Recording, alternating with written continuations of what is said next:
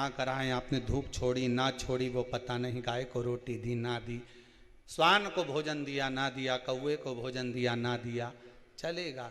पर जिस दिन अमावस्या के दिन पितृपक्ष समाप्त हो, उस दिन प्रदोष काल में, प्रदोष के समय पर, प्रदोष काल में शाम के समय पर जाकर किसी भी नदी, तालाब, बावड़ी, कुआं, कहीं ना कहीं जो आपके पास में हो, वहां पर एक घी का दिया, बत्ती का मुंह दक्षिण की ओर कर कर अवश्य जला कर जाना। सारे पितृदोष समाप्त हो जाएगा, सारा पितृदोष समाप्त।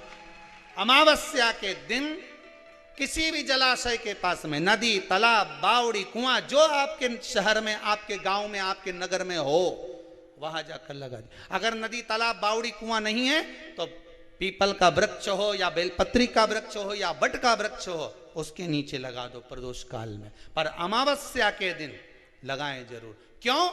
क्योंकि अमावस्या 16 दिन तक पितृ मृत्यु लोक में आने के बाद में भोजन ग्रहण करते हैं।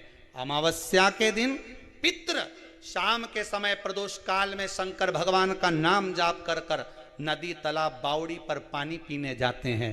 वहां से जल का आचमन कर कर पितृ अपने लोक को चले जाते हैं प्रदोष काल के समय पर। इसलिए प्रदोष काल में जलाशय के पास में, बावड़ी, कुआं, नदी, तालाब के किनारे पर दिया लगाया जाता है दक्षिण की ओर मुख कर कर बत्ती का।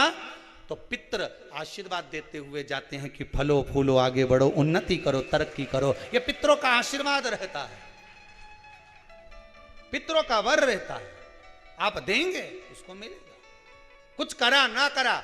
फिर अमावस्या के दिन, जिस दिन पितृपक्ष समाप्त हो, उस दिन दिया दक्षिण की ओर बाती का मुख कर कर लगा। महाराज भगवान शंकर से बस इतना सा निवेदन एक बात का जरूर करिएगा जीवन में। 16 श्राद्ध चल रहे हैं, प्रयास करिएगा अपने जिंदगी में।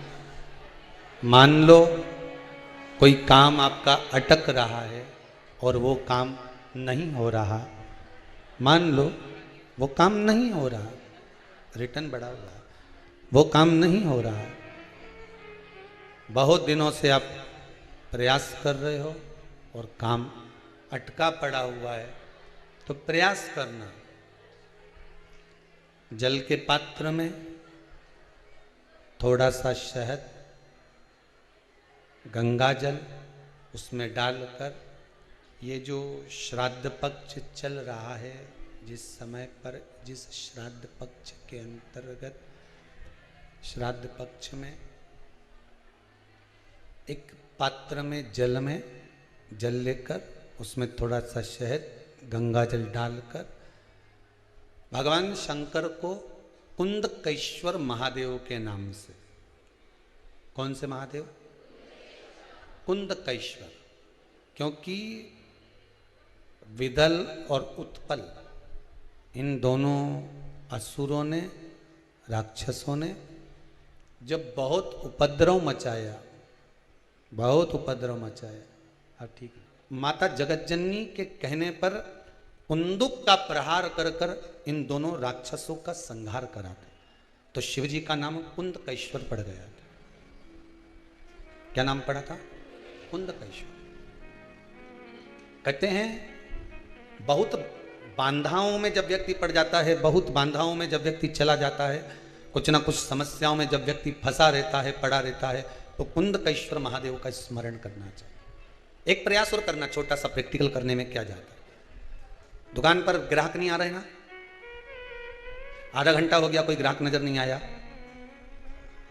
फालतू बैठे हो ना दुकान पर, जब ग्राहक नहीं आता तो फ्री हो, तो एक काम करो, कोई भी जरा सा हाथ में पानी लेकर कुंदकेश्वर महादेव के नाम से 51 बार, 21 बार बोलकर, 11 बार बोलकर वो पानी को दरवाजे पे छीट दो।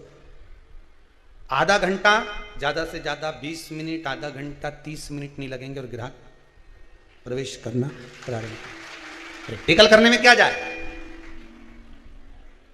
अब ई में कहीं घटा तुम्हारा कि पानी घट गया, कि बोलने से, कुंदकेश्वर महादेव का नाम लेने से जीवान घट गई, कुछ घटा? फायदा तो तुम्हारा ही हुआ। कुंदकेश्वर का नाम, कोई काम अटक रहा है, शहद जल के पात्र में डालिए और थोड़ा सा गंगा जल डालकर इसी श्राद्ध पक्ष में किसी भी दिन जब तुम्हारा मन पड़े तब शंकर जी को समर्पित कर कर, पर साथ में एक लोटा पानी, एक कलश जल का अलग से लेकर जाओ। जब शहद का जल शंकर जी को समर्पित कर दो, उसके बाद सादा जल शंकर जी को अवश्य समर्पित करके। शहद का जल बांधाओं को हर लेता है, बांधा को हरता है। हम तो कई बार बच्चों से कहते हैं, अगर कोई बच्चा कंपटीशन एग्जाम में बैठ रहा है, इंटरव्यू दे रहा है या कोई एग्जाम में नहीं निकल रहा है, तो प्रयास करना बेलपत्री का जो बीच वाला पत्ता होता है, इस पत्ते पर शहद लगाकर हथेली में रखकर अंगूठे से इसको इस तरह से दबाकर शिवजी के कुंदकेश्वर महादेव का नाम लेकर अपनी मनोकामना कर कर शंकर भगवान का जो शिवलिंग है उस शिवलिंग पर इस बेलपत्री के पत्ते को चिपकाकर आ जा और एग्जाम देने जा, बाबा निपटे का सब काम कर। तो किस एग्जाम में बैठ रहा है, कंपटीशन एग्जाम में बैठ रहा है या इंटरव्यू के लिए जा रहा है, किसी परीक्षा में बैठ रहे हो या कंपटीशन एग्जाम के अंतर्गत या इंटरव्यू के लिए जा रहे हो, अपने नौकरी के लिए प्रयास करो। शिव महापुराण के छोटे छोटे जो उपाय शंकर की कथा में हैं, इसमें कोई खर्चा नहीं होता। अभी तक आपने जितनी कथा शिव महापुराण की सुनी होगी, कोई खर्चे का काम बताया हो तो बताना। बस एक ही खर्चे का काम बताया था, वो पिछला वो शिवरात्रि का उत्सव गया, उसमें गुलाब का फूल। अब हमको नहीं मालूम था कि गुलाब इतना महंगा हो जाएगा, हमें अंदाजा नहीं था, नहीं तो हम गुलाब का फूल की जगह गोभी का चढ़ा, परंतु दिक्कत ही हो जाती कि गोभी क्यों चढ़वा दी। शंकर जी के तो यहां तक वर्णन है, नींबू, साग, साग मतलब सब्जी, बेर, कांटे, धतूरा, यहां तक वर्णन है कि शंकर को जो फल जो सब्जी तुम्हारे यहां आती है वो तक शिव को समर्पित होती है। महाराज शिव महापुराण के अंतर्गत जो सब्जी बाजार में मिलती है उसमें कुछ सब्जियों का वर्णन बस कम है, बाकी का सब सब्जियों का वर्णन, यहां तक शिव को वो तक चढ़ती है।